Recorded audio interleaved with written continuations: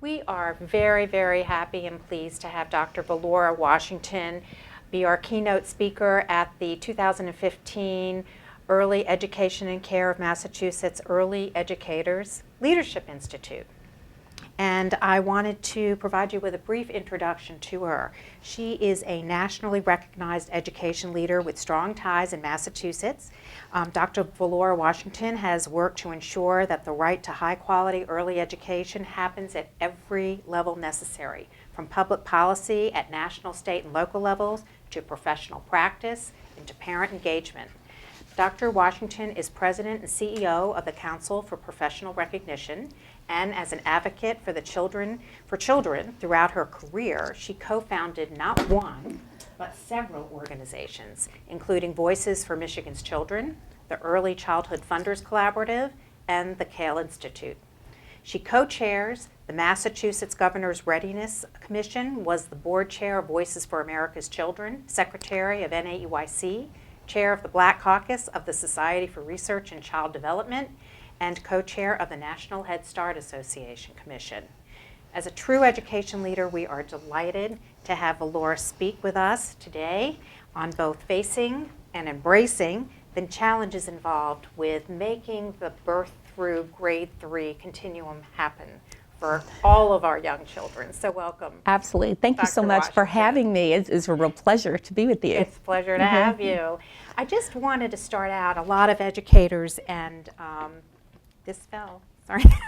A lot of educators and policymakers have been beginning to advocate for birth through grade 3 alignment. We say 3, and I think some people get confused that it's 3 years old, but it's really birth through grade 3 alignment in terms of that whole continuum. And what do you think, Dr. Washington, are some of the key challenges that we face in embracing this early learning continuum right now? Well, embracing the birth to third grade continuum is a challenge. And one of the things that we know is our professional association, NAEYC, has always defined the profession as birth through third grade. But as a matter of fact, most of us as members and most of our work has really been concentrated on birth to age 5 and preschool and somewhat kindergarten. But now there have been many factors that are changing that rapidly. So for example, the public now is much more engaged in thinking about early learning. Because of our successful advocacy, the word has really gotten out that investing in the early years makes a difference through elementary school and even through high school and the rest of your life. So people are really asking, how can we do a better job of making these experiences continuous? So that is a challenge for us because although we have in theory embraced birth to third grade forever, in practice there have been very many silos. Right, and I think that's a good point that you make, that in theory we have been very good about embracing this continuum which extends beyond year 5 years of age. It's an important extra 3 years, and Yes. that involves bringing a lot of new types of professionals on board and so on. You talk about a performance gap, which is really the difference between what we know and what we're doing, as you just mentioned. I mean, how has that manifested itself in schools and communities? Wow, that is a really big challenge for us as we're talking about challenges, really dealing with the performance gap. So in the early care and education field, there is a wide range of practice. So although there are standards, there's accreditation, as a matter of fact, if you go into any number of programs right here in this community, you're going to see a wide range of practice. That's what we call a performance gap, because the reality is that it's been quite well documented by research that the typical child is not benefiting or being exposed to everything we know about how to work well with young children. So we know more than we're actually doing. And we call that a performance gap. So one of our main challenges is to close that performance gap while we better align the experiences that children have from birth through third grade. And in terms of closing that performance gap, what are some examples of how we can do that? I think that it's difficult, I know, in terms of, again, we know so much about theory, we know so much about practice, and like you mentioned, there's a lot of uneven practice. Mm-hmm. And then there's also, I think you've also mentioned a credibility gap, where we fail to address poor quality when it happens, when something is unaligned. We may know about it, but we fail to address it. We don't insist on some resources that we really need to fix it. Can you tell us a little bit about that credibility gap in addition to the performance gap? Because I think they play together. They do. So Yeah. the good news is that investments in young children have truly escalated over the past decade. It has been amazing to me as somebody who's been in this field for a long time. I mean, I can remember when I started in this field, very few people even knew anything about the work we were doing, and they certainly wouldn't have thought that you needed any kind of structured education to do that work well. Right. So as the public is more knowledgeable and excited and willing to put public funds in our work, if we don't raise the typical standards of what children receive, there becomes a credibility gap, because we have cited the research that says if you invest in young children, these are the kinds of results that are possible. But actually, our practice is not reflecting what you must do to get those results, and that's what we call the credibility gap. So Yeah. we have a lot, we have a ways to go. And so what can we do about it? I know that you have a lot of ideas, and you've had some creative ideas, and I think that's what we need in the field right now. And I will be talking about leadership, because I think leaders will play a critical role in that.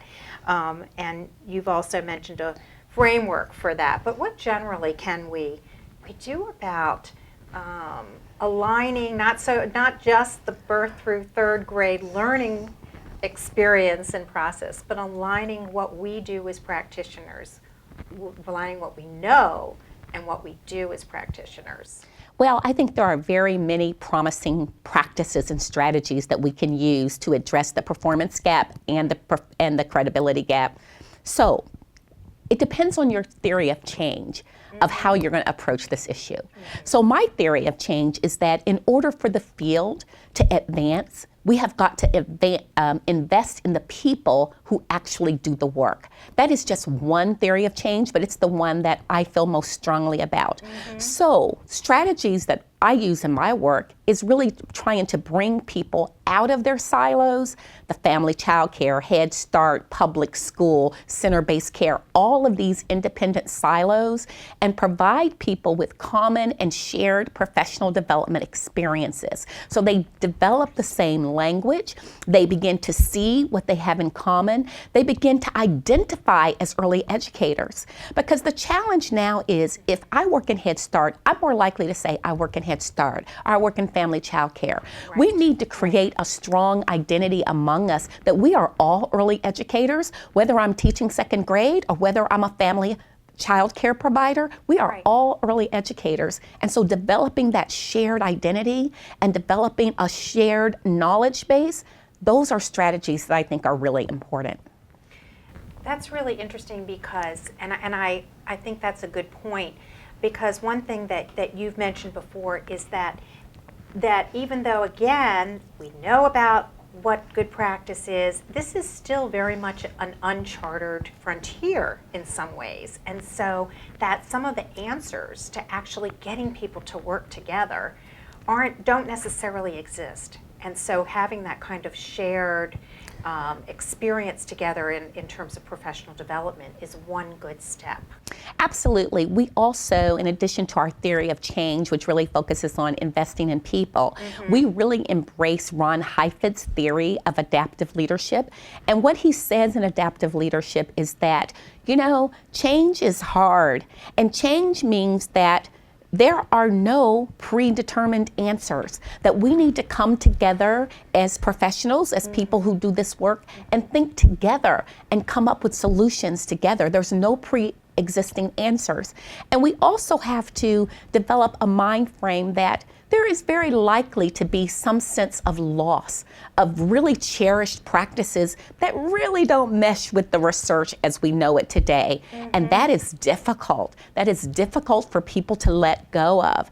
I remember when I first started doing this work and I started opening a lot of our work to elementary school principals, there was very many people who thought, why was I working with them about our work? Well, we're all early educators, and we need elementary school principals and people who work in elementary schools to be part of the adaptive conversation with us. I like that concept of adaptive conversation. I think it's a really interesting concept, and like you say, it means adapting new ideas and being willing to lose some of the old ideas. Have you seen this in action? Have you seen an example of a couple of leaders or a couple of community partners that have had to have basically gotten on the same page through a professional development or a shared work team or something that has been used as a vehicle to really help them align their practices? I literally have dozens of examples where people have achieved success in creating change together by bringing people together from different sectors to work on their everyday challenges, that they can find a common solution and look for policy or practice changes. So that's something that we have a lot of examples for. For example, in our work in Ohio, one of the things that's happened in Ohio is the governor, for example, has enacted in policy something called the third grade guarantee, which basically would retain children if they're not reading on grade level by third grade. Now, absolutely, it is a wonderful thing for children to read on grade level. Right. We're not opposed to that. But what do you do to have strategies in place so that children are successful rather than having a benchmark and then you have large numbers of children who are not meeting that benchmark, and then you will know what's going to happen. There's going to be all kinds of inequities by social class, by race, and perhaps even by gender. Right. So we have worked with communities in Ohio that have come together from community-based early care and education programs with elementary schools to think about how they can strengthen what children are learning and build their skills so that they are not impacted negatively by that kind of public policy. Wow, okay. Yes, and it really does take rolling up your sleeves and getting that to happen. It's very difficult, and everybody has to be a willing partner in that process, it seems. And one thing that you've mentioned that I thought was really intriguing was that the gap between vision and reality is the place where we lead. Yes, and I think. What do you mean by that? That's an idea that I think comes from Sengay and a lot of other people in leadership. So we all have a vision about early care and education. I think we think about our landmark studies like the Perry Preschool Project, and we think this is what we want for all of our children. We want by age 40 that they are more likely to own a home, more likely to not have experienced the criminal justice system. That is our vision. On the other hand, the reality is very different from that, as you're well aware. So our vision is here, but the reality that any given child experiences is down here. There's a gap, and the gap is where that's the space we have to walk into. And that's why I say real deep sustainable change has to come from the people who are doing the work. Absolutely, there's roles for other interested parties, powerful parties today, governors, state legislators, parents. Right. But as a profession, we've got to step up into that leadership gap. That's exactly where, yes, and it's almost like a room that you step in. This is the room that you need to be in, where to really to get in where the kids are and meet them where they are, where these communities are. So what do you think, and you alluded to this just now, what do you think the role of leaders are? Who are going to be the leaders moving forward in this agenda of the birth through third grade continuum, where we really look at children with that wider lens from birth to age 8? It's so important that we embrace that wider lens and really take care of them. Who are the leaders that are going to step in and really care about taking care of this agenda? So in my theory of change, every single person has an opportunity to be leadership and to be a leader. Leadership isn't reserved for the famous people, the book authors, the people who come in and do the workshops from out of town.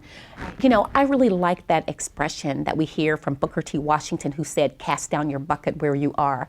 Cast down your bucket where you are. Look at your everyday challenge and say, what is the knowledge base that I, working in communities with others, can really use to address that everyday challenge? I think we're moving into an era where leadership is something that we are all called to do. We can't wait on our friends in Washington, our national organizations, our state organizations.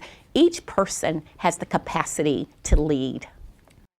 Well, I think that you have brought up so many amazing points, and one of the reasons why I like ending on the way that on leadership and how each of us has leadership potential in us is that we do have to, I love the expression of dropping your bucket where you are, looking at your own life, looking at your own experience, looking at your own children, and using your own power to make the changes that you see need to happen. Absolutely, and an important element there is before you start acting, make sure that you have examined our knowledge base and that you're drawing on our current knowledge base and what we know, and you're applying that knowledge base, and be sure that you're working in community. This idea of a lone David facing Goliath, no, we're working in communities of practice, and that's how we get results.